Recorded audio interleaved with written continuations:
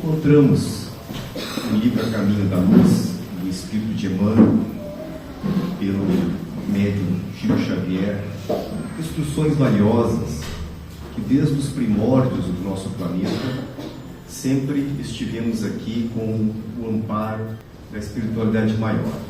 Assim que diz Emmanuel que desde dos fatos mais elementares estava Jesus à frente desse processo, fazendo a organização inicial através de uma legião de colaboradores, e na medida em que tivemos a condição de aqui aportarmos nesse planeta que havia formado as condições mínimas para a vida, e principalmente para a vida humana, Jesus continuou alcançando os mais diletos mensageiros, os mais preparados emissários para nos ajudar em todas as instâncias da nossa existência, seja do mundo corporal, do mundo espiritual, nos incentivando em todas as áreas de saberes, encaminhando indivíduos qualificados do plano espiritual, né, para servir de referência, né, para, através do seu labor, né,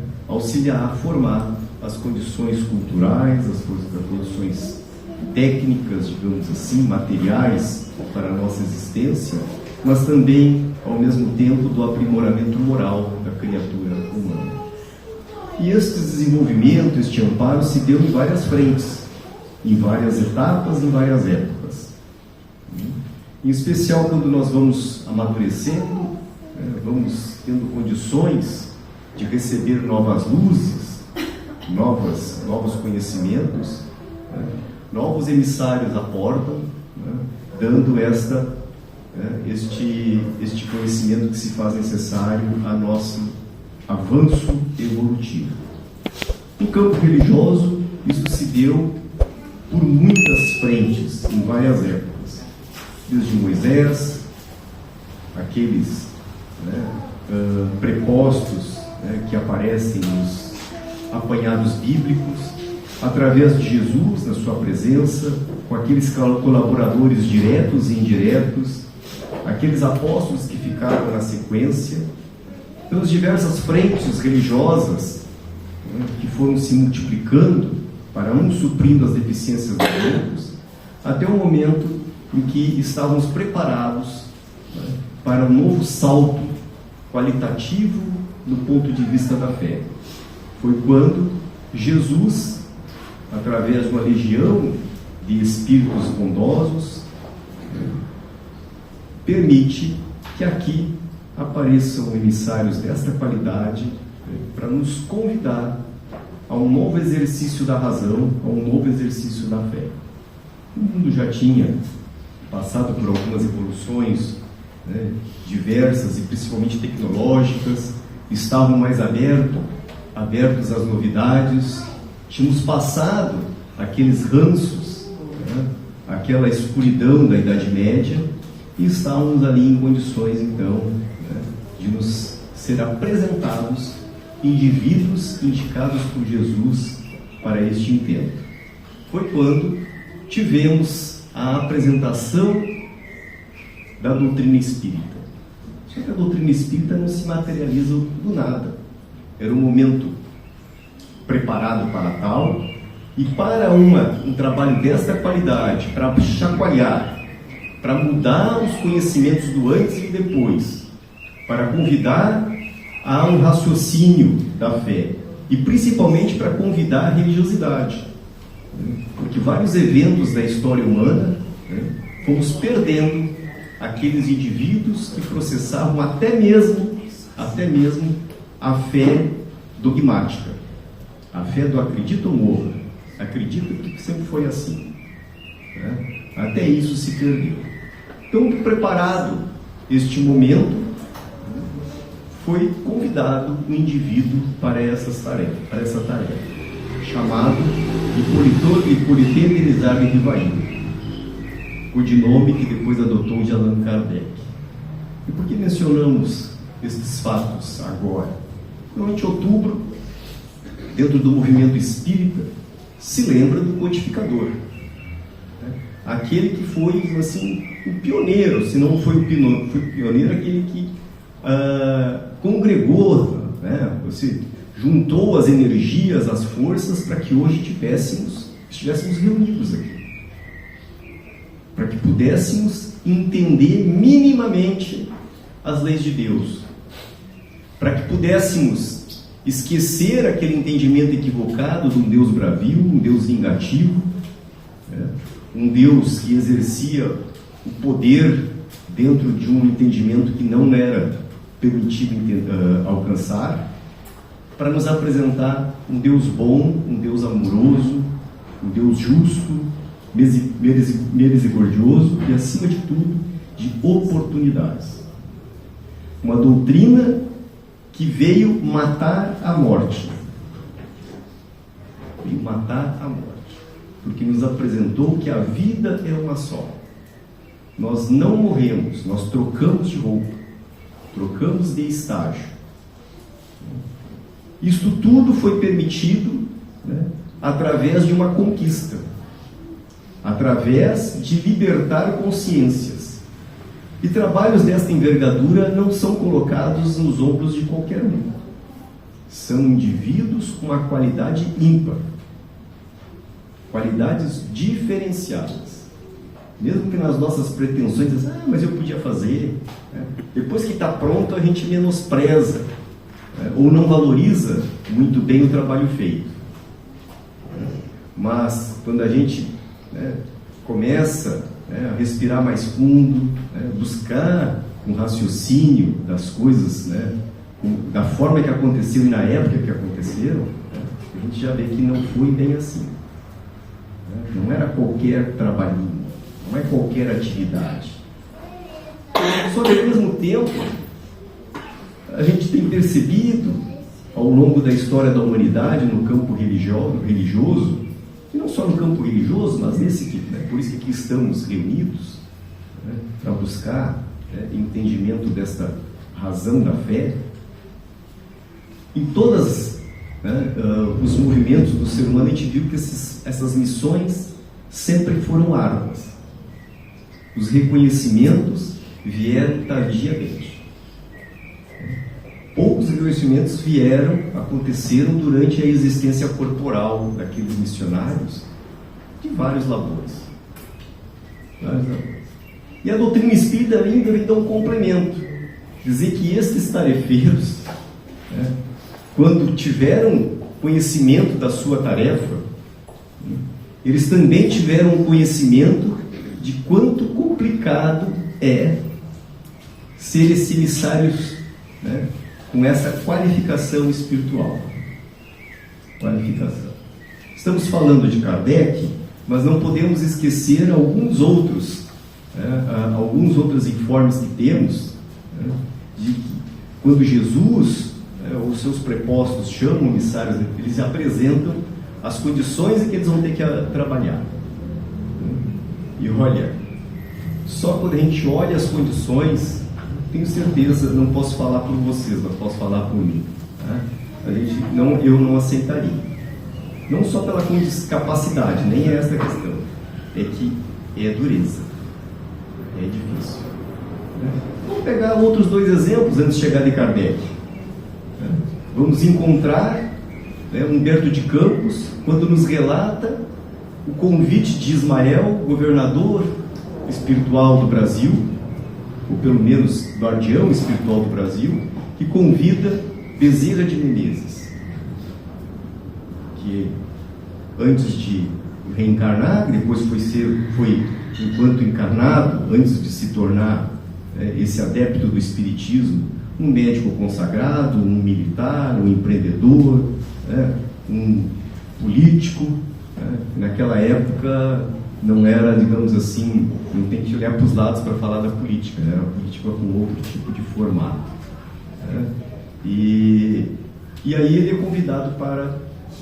já tinha sido convidado antes de reencarnar, mas acorda para este compromisso. E aí o Humberto de Campos vai dizer, quando ele é convidado, disse, olha, vão te caluniar, vão te abandonar, teus amigos vão virar as costas, vai ser motivo de chacota, vai ficar pobre, etc, etc, etc. Ele não deixa comigo. Outro exemplo, quando Jesus chama Longinos, tem uma missão para ti, Longinos. Eu tenho aqui uma missão aqui para a Terra, para o Brasil, é uma missão espiritual do porvir, e preciso do emissário agora. Tarefa dura. Tu não vai ter nenhum reconhecimento, vão aqueles que primaram do teu amparo, do teu incentivo, os teus amigos vão te botar a correr. Vai sair sem nada, sem reconhecimento algum. Eu preciso que tu seja imperador do Brasil. Reencarna como Dom Pedro II. Então vejo, né? Chega Jesus e diz assim: eu tenho uma tarefa para ti. Eu escolhido, só que aqui, ó, nada, não vai ganhar nada aqui na Terra. Muito pelo contrário. Mas é uma tarefa de outra envergadura, é transcendente, e poucos têm essas condições de captar esta informação. E com Allan Kardec não foi diferente. Não foi diferente.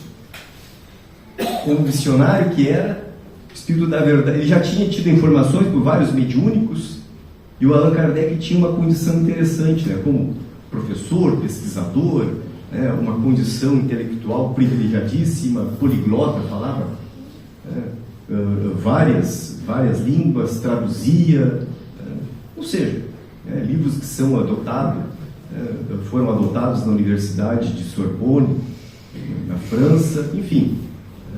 Mas tudo isso foi esquecido com a tarefa da dedicação dele para a doutrina espírita.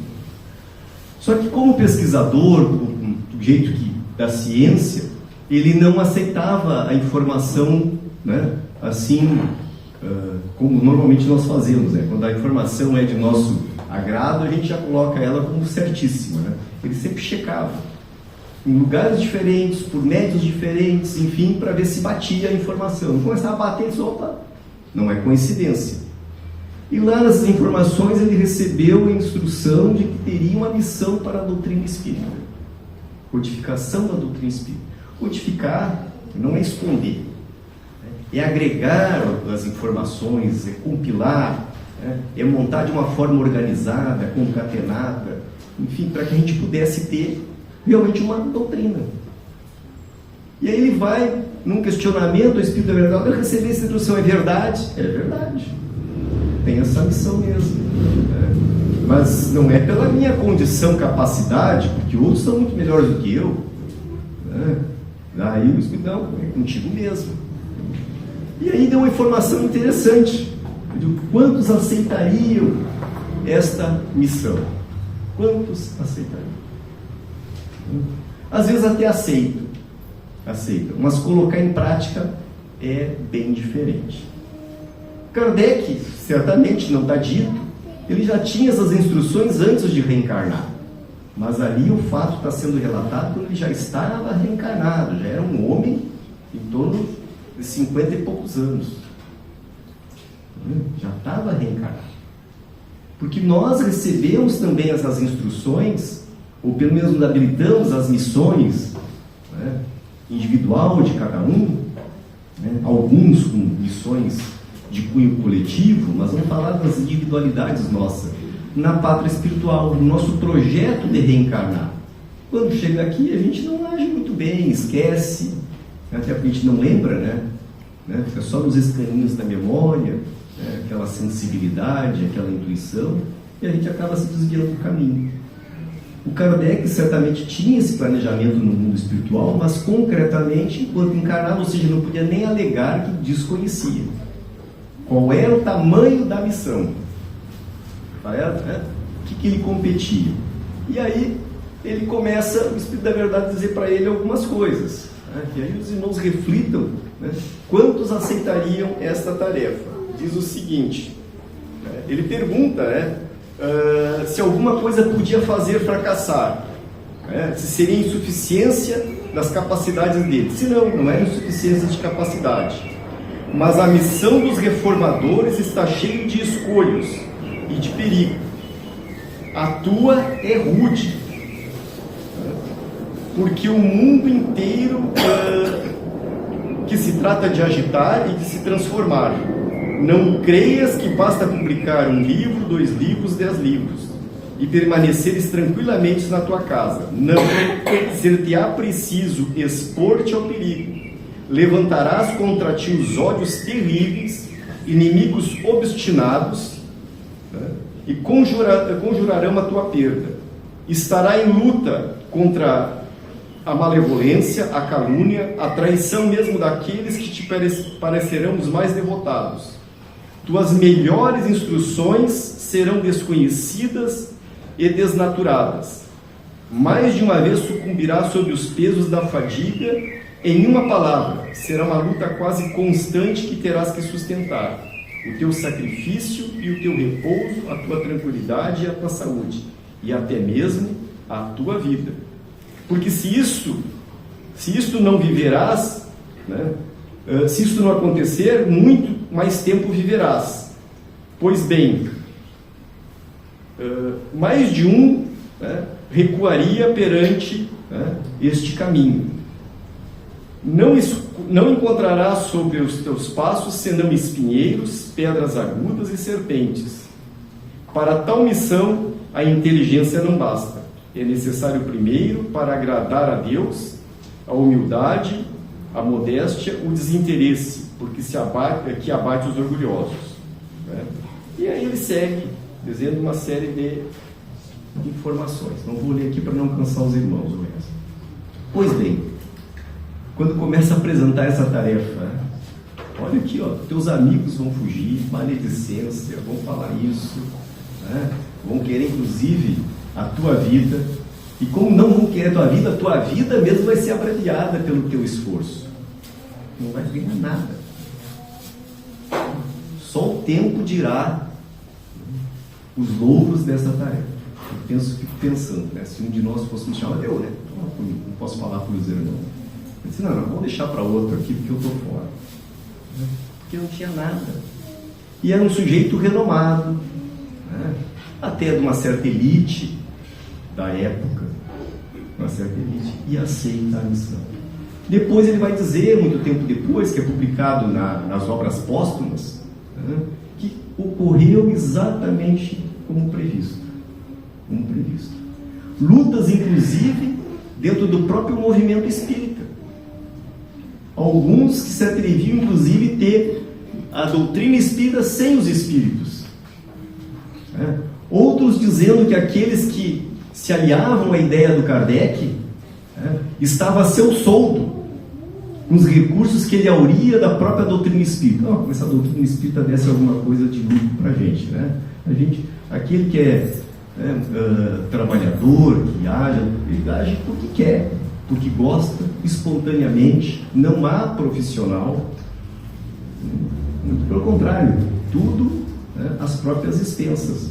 Como de fato, morreu pobre, tinha que juntar dinheiro para fazer uma publicação, para enviar um livro para alguém, tinha que juntar uns trocados para visitar aquelas primeiras casas espíritas que estavam se formando.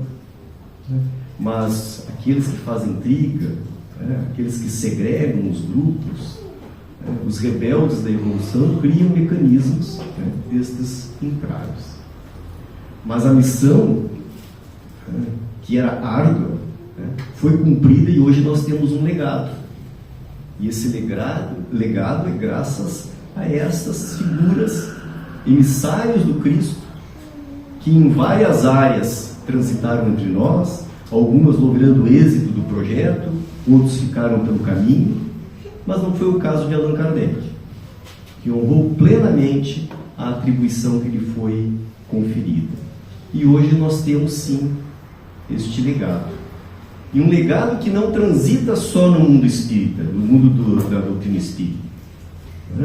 Hoje contagia outras crenças, não que nós tenhamos esta pretensão, de que as outras crenças se tornem espíritas, não. Inclusive, recordo-me muito bem uma frase que foi dita pelo Divaldo Pereira Franco,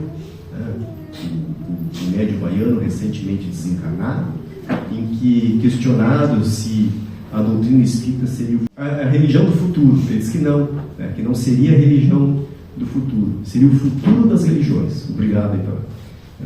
Seria o futuro das religiões. No sentido de que outros sentidos vão surgindo. Porque aquela fé obtusa de que Deus é vingativo, que Deus segrega, não cola mais nos dias de hoje com o amadurecimento da criatura humana.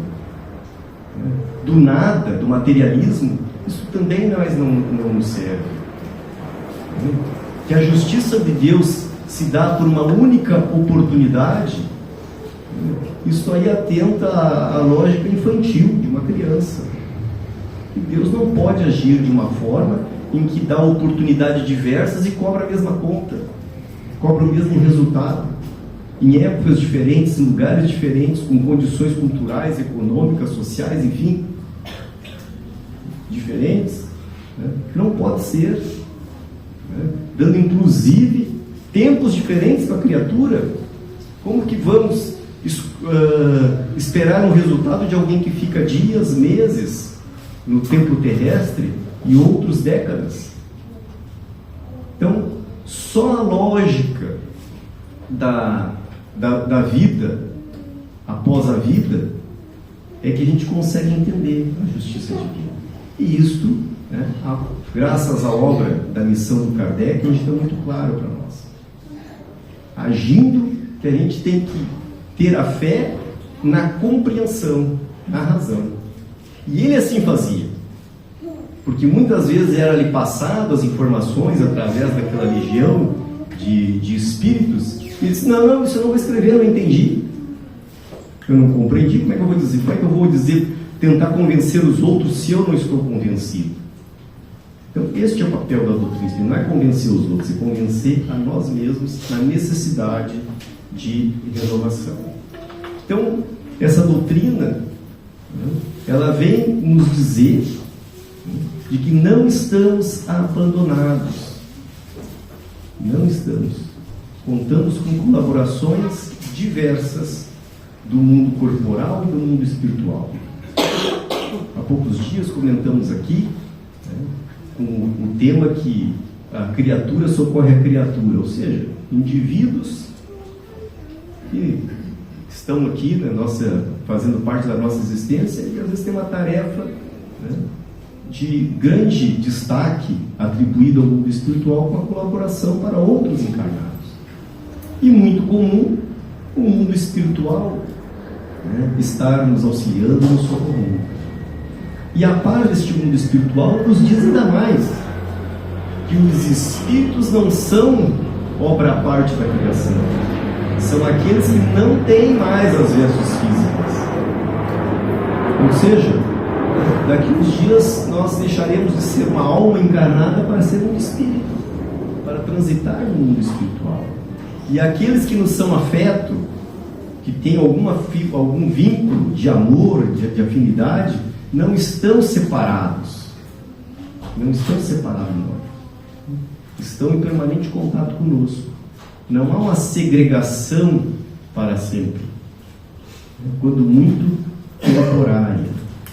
Nos diz mais ainda, que esse Deus de oportunidade, Ele não nos pune, Ele nos dá a chance de refazer a tarefa mal feita.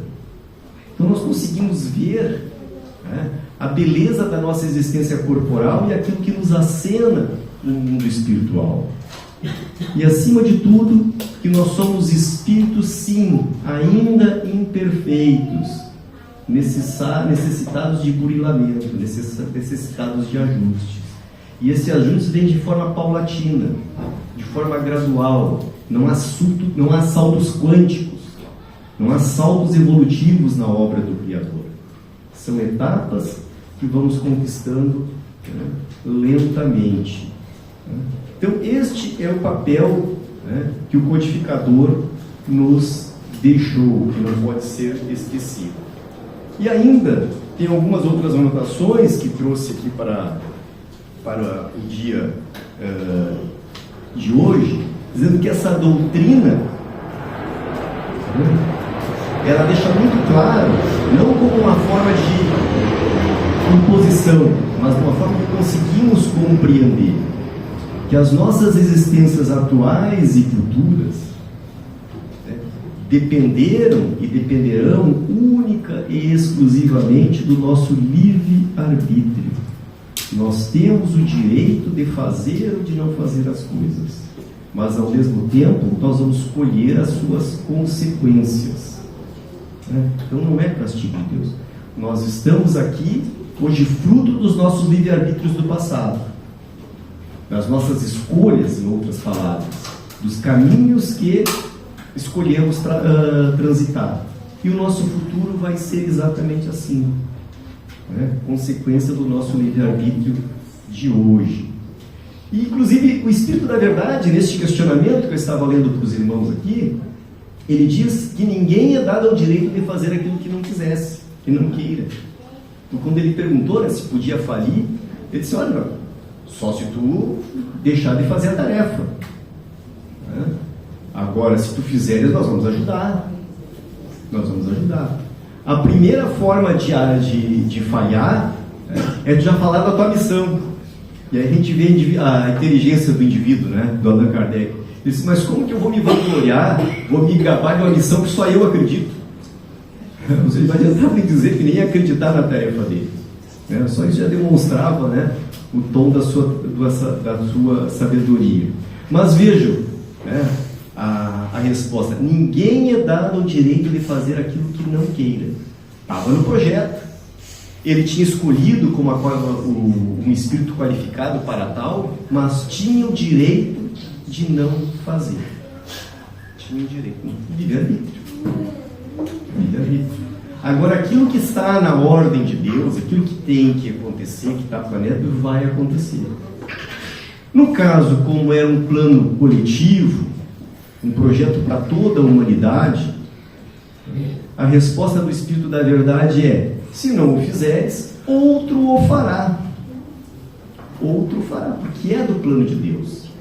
No nosso caso pessoal, se nós não fizermos o que nos compete, que nos diz respeito exclusivamente a nós, não é outro que o fará. É nós faremos em outro momento. Em outro momento. A gente não passa a procuração daquilo que é nosso. Por conseguinte, nós somos o que somos não porque Deus quer. Não é porque nós assim optamos e Deus permitiu. Então é muito comum, no nosso linguajar ainda bastante limitado, quando alguém diz: mas tu age assim desta forma, ou tu tem, a gente quer botar dedo na ferida alheia, tu age desta forma, assim, então, eu sou assim porque Deus quis. Ou seja, Deus permitiu. Não, Deus não quis. Isso é consequência de ti mesmo. É consequência de ti mesmo. E quando é pessoal, a tarefa é intransferível. Quando é coletivo, e aquele que tem essa atribuição, se ele não honra, outro vai cumprir a tarefa de Deus. Vai cumprir. Então é isso, meus irmãos. Temos que sempre recordar aqueles que nos antecederam, principalmente pela árdua tarefa que assumiram, e nem menos importante, que eram emissários diretos de Jesus, escolhidos com a tarefa específica de dar um empurrão no nosso saber, da nossa condição de termos este conhecimento para caminhar a passos mais firmes. Por isso que um dos chavões da doutrina espírita, um dos seus pilares, como queiram, é exatamente esse, que é uma doutrina que esclarece e que consola.